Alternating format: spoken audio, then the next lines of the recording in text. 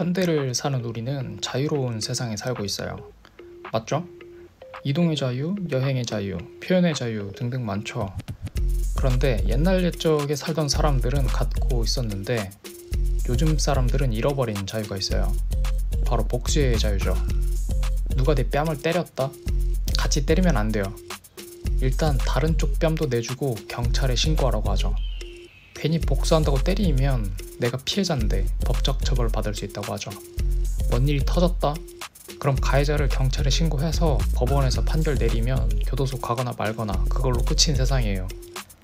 국가 시스템이 복수를 대행해 준다는 건데 내 의사와 상관없이 강제적으로 처리하는 거죠. 강제적이라고 해서 나쁘게 비춰질 수도 있는데 좋은 점도 있어요. 그렇다고 국가의 복수가 좋다고만은 볼 수 없어요. 차차 알아보죠. 보통 최고의 복수는 뭐라고 하죠? 기억에서 잊는 것이라고 하죠. 또 뭐가 있죠? 복수의 대상보다 더 잘 사는 것이라고 돼요. 솔직히 이게 뭔 개똥 같은 소리인지 모르겠어요. 복수를 대행해주는 권력기관이 있으니 네 맘대로 행동해서 사회에 물 흐리지 말고 순응하고 받아들여라, 뭐 그런 압력인가 싶기도 해요. 물론 현대 사회에서의 복수는 개인의 이익보다 사회적 비용이 더 들 수 있기 때문에 참아라, 잊어라 등의 자기 기만적인 솔루션이 반복 제시되는 것 같아요. 우리 인간이 강해진 아주 강력한 이유 중 하나는 집단력인데 괜히 사적 복수한다고 집단 질서, 흐리는 해를 끼친다면 용서받기 어렵다는 거죠. 보통 누군가에게 피해를 입었을 때 본능적으로 복수에 대한 분노가 올라오지 않나요?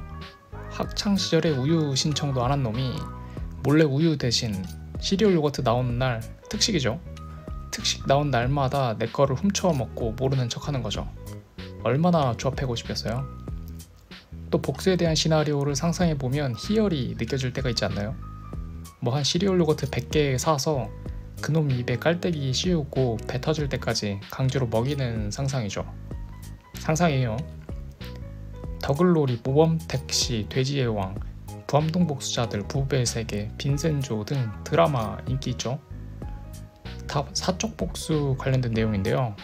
국가 시스템에 의한 공적 복수의 부실함에 따른 불만족감 때문이라고 생각해요. 사적 복수를 대행해주는 여러 유튜버들, 배드파더스 같은 사이트 등이 주목받는 것도 같은 맥락에서 국가 시스템에 의해 억압된 사적 복수의 희열에 대한 대리만족이라고 생각해요.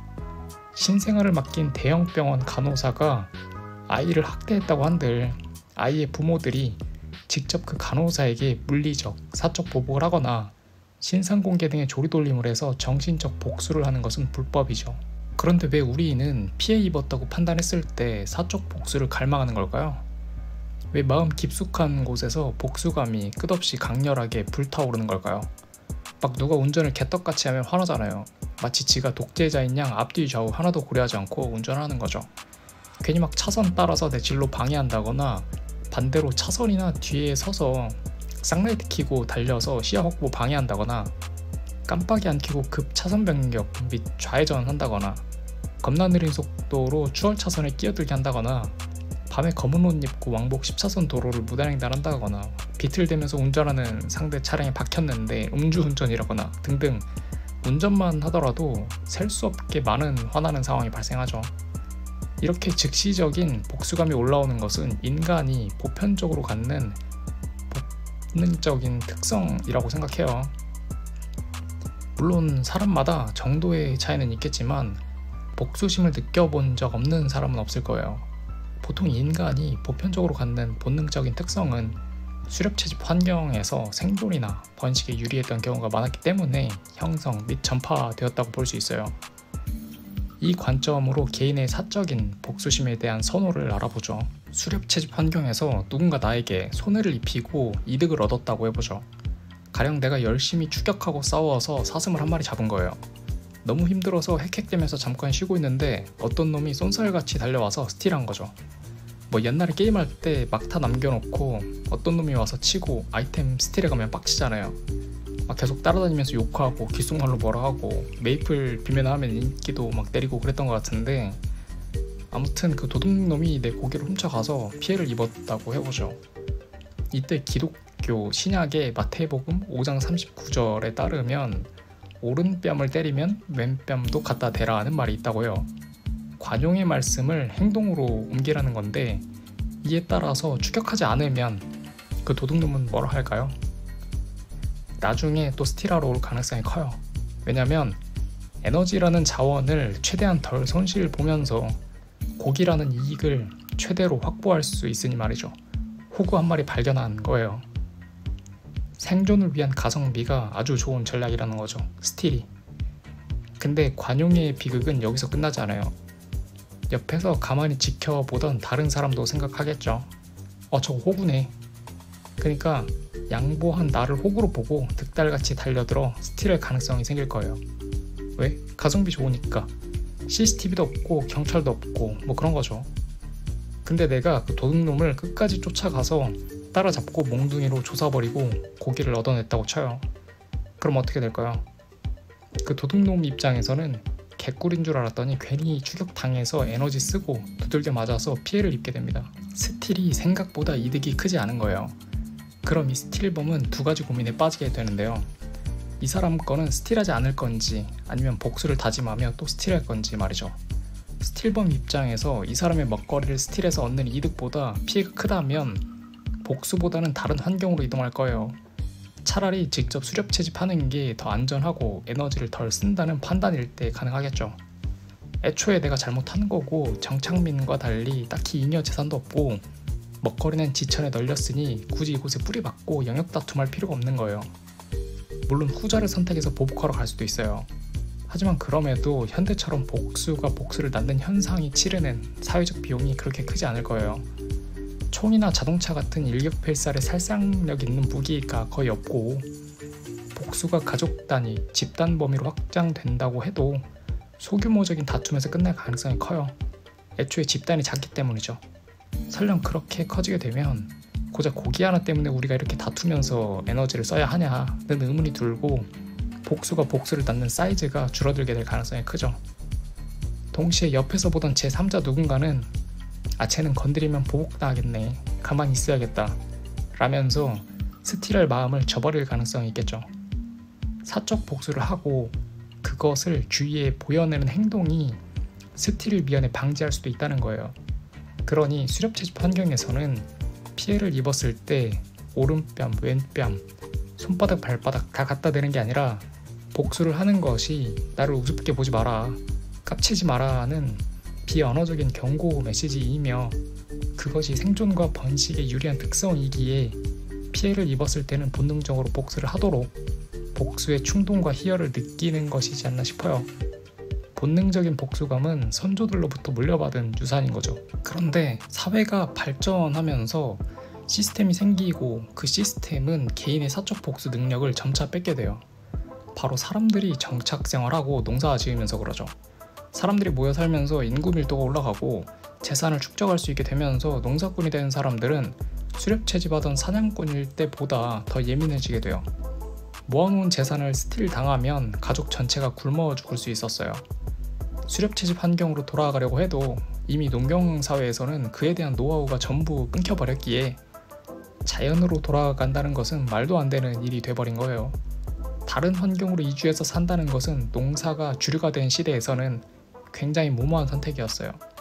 그러니 더 공격적일 수밖에 없는 거죠. 이런 상황에서의 복수는 수렵 채집 환경에서의 복수보다 더 치열하고 더 강력하고 더 지속적이게 됐어요. 피해 규모가 훨씬 커지게 되죠.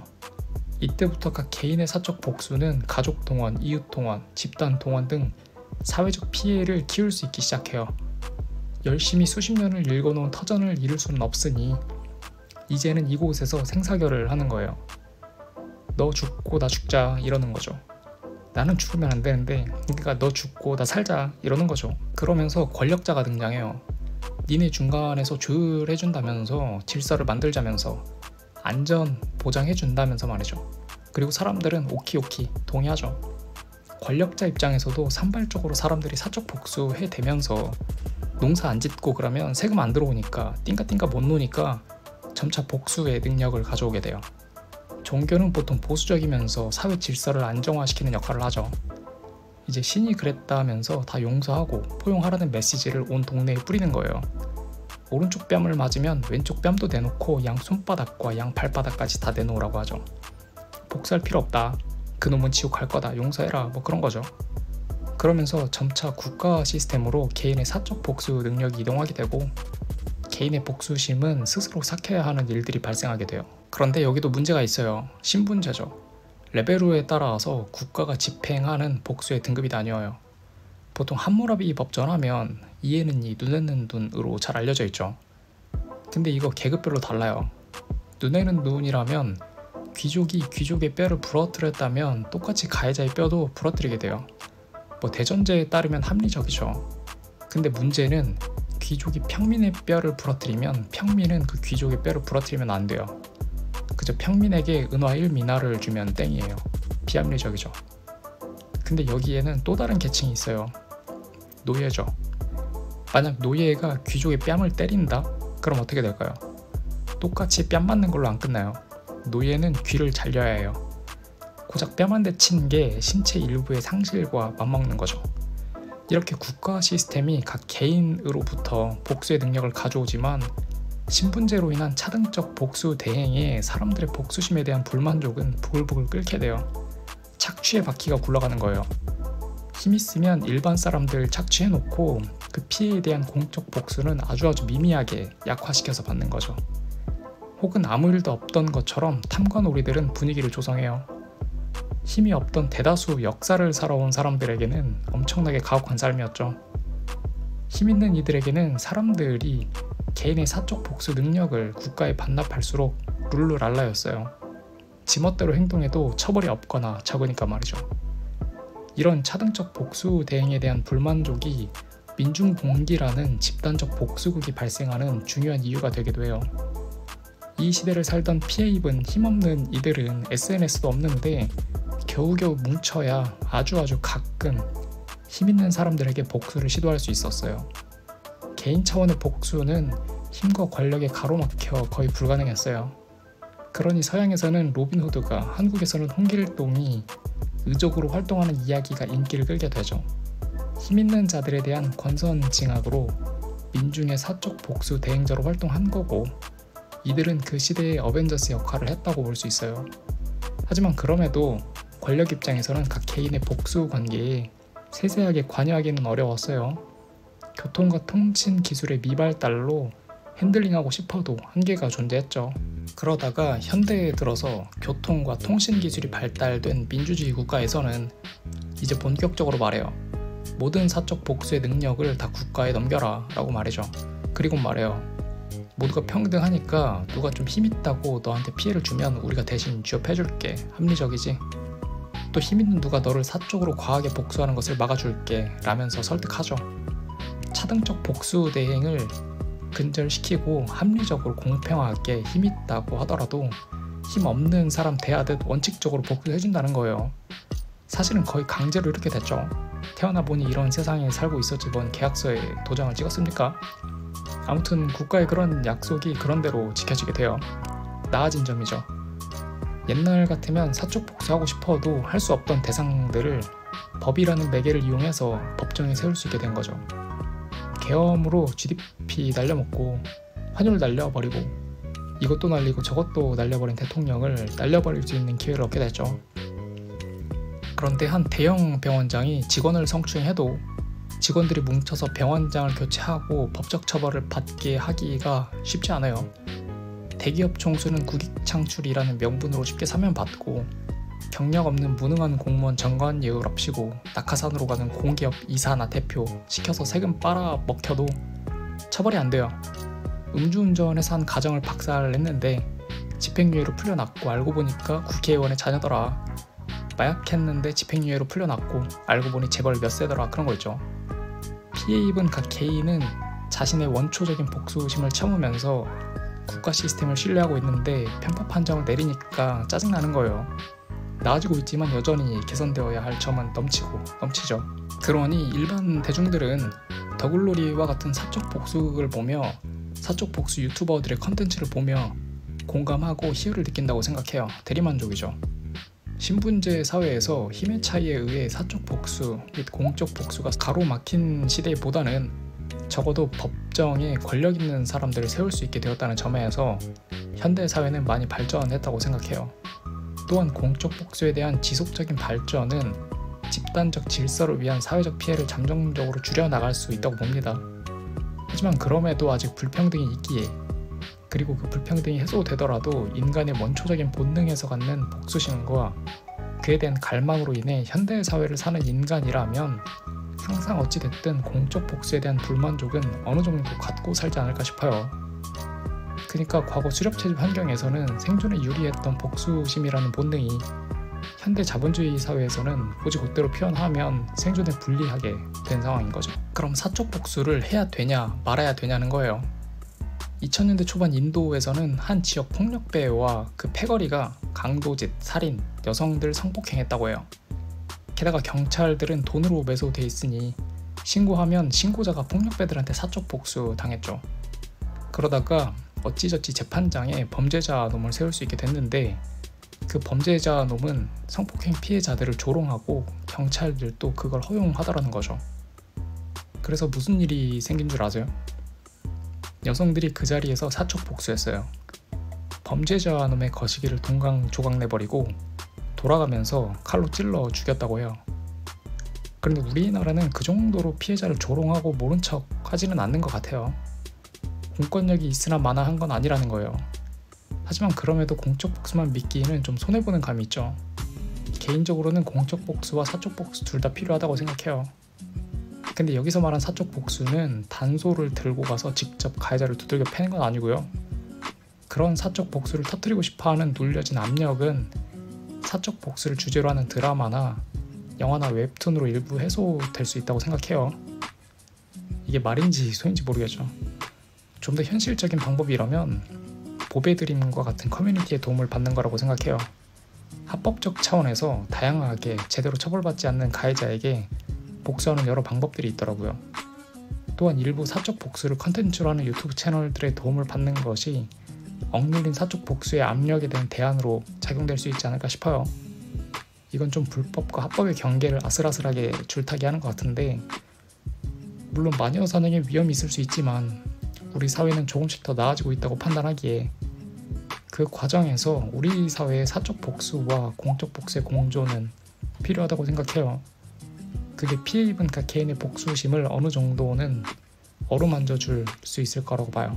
정리해보면 인간이 복수심을 느끼는 것은 수렵채집 사회에서 그것이 생존과 번식에 유리했기 때문이고, 현대사회에서 사적 복수극이 유행하는 것은 본능적인 개인의 복수심은 불타오르는데 공적 복수는 불만족스러워하기 때문이라고 생각해요.